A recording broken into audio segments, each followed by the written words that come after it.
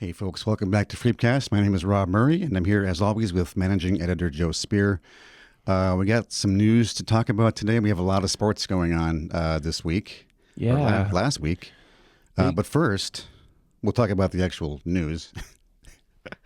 Yeah, big news. Ardent Mills, the flour milling company down on Riverfront Drive that has the silos, right? The silo art. So they're going to close that mill. Their company is, they're over capacity. They got two mills. They got one in Hastings and one in Lake City. And they can handle the capacity they're having for making specialty dough at those mills. So they're going to close the Mankato one. Their flour milling business is just down, they said, and they just have to retool. Of course, that raised a big question. What's going to happen to the silo that we, locals put in $330,000 to create and maintain. And so actually we found out about the story. One of our reporters knows somebody who worked at Ardent Mills, and they sent him a text one night showing a story from bakingbusiness.com. It's a trade publication. You love these trade publications. I used to work for one, and they just are so knowledgeable about everything that's going on. And now with the, excuse me, with the internet, and everybody can share everything. So we get this copy of bakingnews.com, and as we do sometimes, it's late at night. So I did put in an email to the editor of that publication saying, hey, can we use this story? And of course you don't hear back. So what you end up doing is rewriting the story and attributing it to, according to a report in bakingnews.com. Ardent Mills is closing its mill, and the company did talk to the Baking News people. So we know they quoted them in a couple different things. So we knew it was pretty verifiable, and you can look on their website too. And so we did a short news story. Hey man, Baking News is beyond reproach. I've read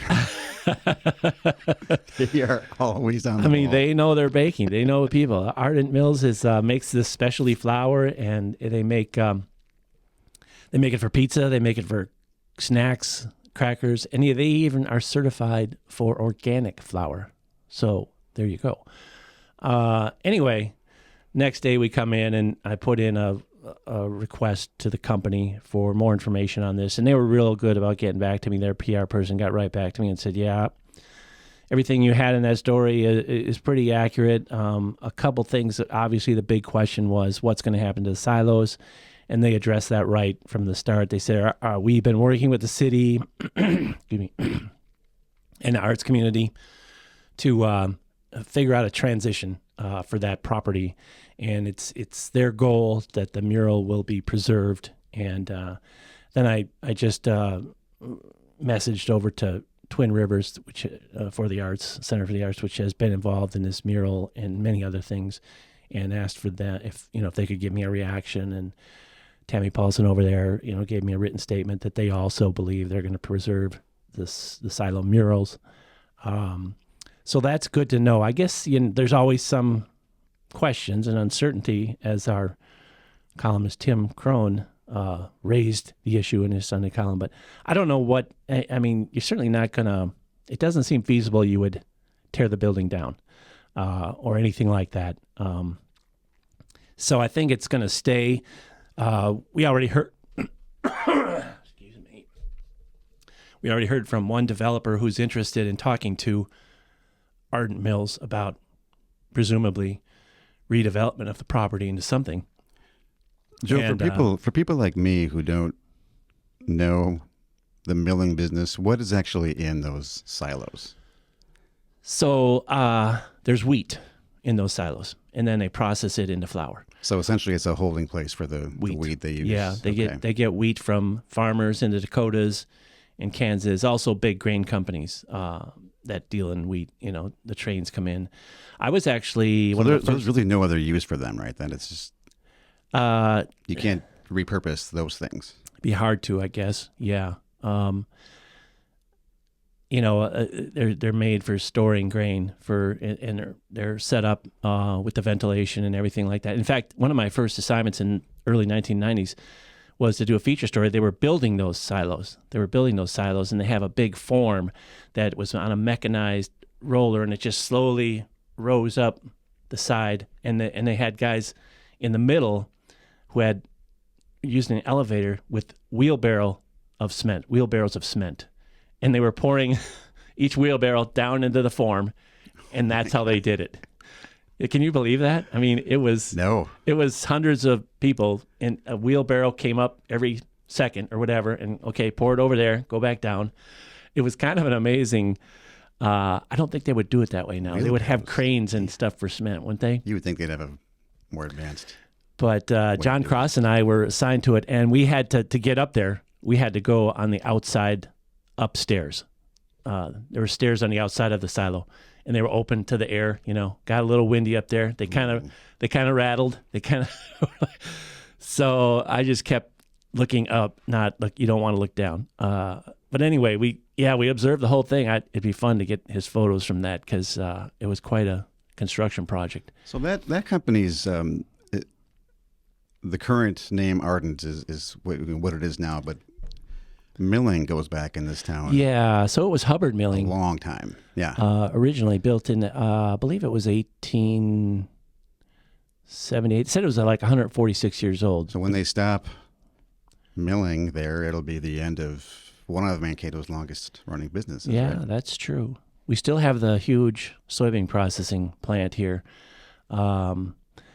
They always used to say Mankato, Minnesota had the most soybean milling capacity in the world of any city because we have two plants. We have ADM and Honeymead, or what is it called now? CHS.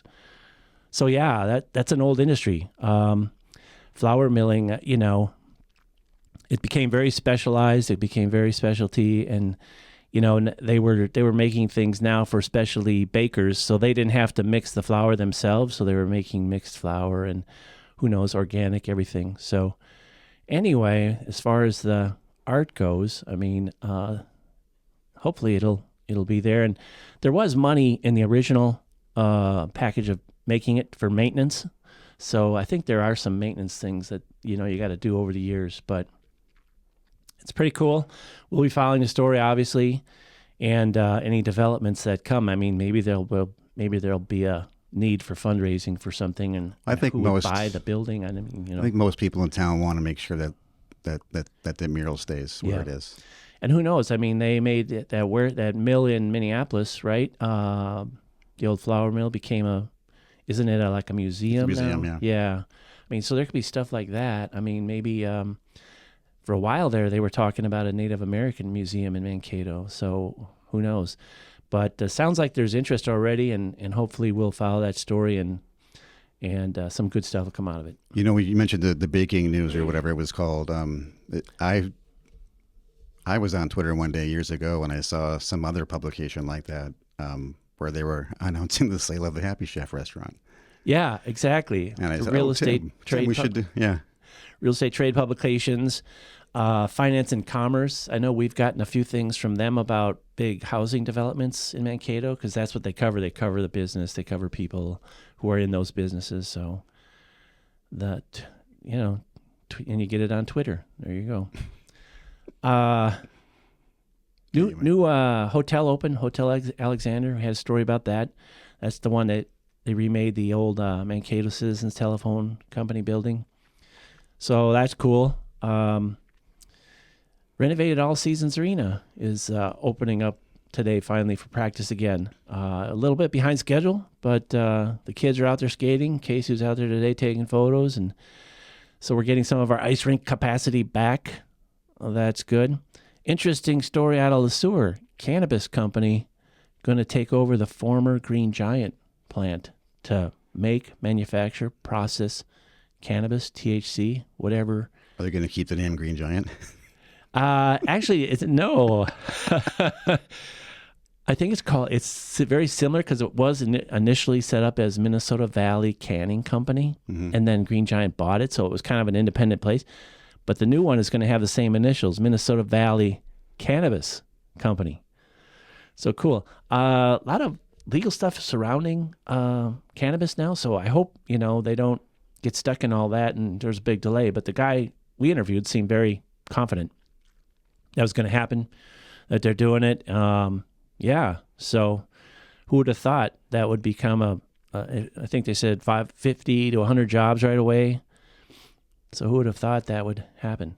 Do we know if any of the dispensaries in town are going to become legal cannabis dispensaries? I don't know if we know that yet. The city just approved they can have 4 retail cannabis places in the city. That's what they voted for so far. Are the ones currently existing? There's one in the Madison East Mall and one by the old Country Buffet building. Are those considered retail? I think so. Because it's the medical. Yeah. Although I think I'm not up on my where to buy gummies, but I think a lot of people I know are, though. I am. Not buying them there, though. I don't know if that's if they sell gummies up there or not. I thought we had some kind of news item that they were diversifying out of the medical. Anyway, a lot of interesting stuff like that. We got to talk about sports a little bit before we go here. Okay. Maverick hockey men's 2 big wins in Houghton, Michigan against Michigan Tech, who was very close to being a top 20 team. I think they're maybe knocked out now. So I think the Mavericks are back in rank 17 or 16, something like that. 2 huge wins on the road. That's got to be good for the pairwise against a pretty good team. And as you said, the women upset number 2 Ohio State. 2-1, was it? And no, 4-1. 4-1. Yeah, I think it was 4-1. Yeah, in that Saturday game, and they almost won the Friday game. So, yeah, first wow, game that's overtime shootout game. Yeah, big news for the women. They're really coming into their own, and it's good to see because the men have always kind of had the spotlight. But it's good to see that women's team, big wins. And I think men are playing Bowling Green this weekend here. The Bowling Green team's coming here. And that's not a ranked team, so, I mean, they're always tough, always competitive. But that is the team, though, where they had the famous game from a few years ago where they scored at the last minute.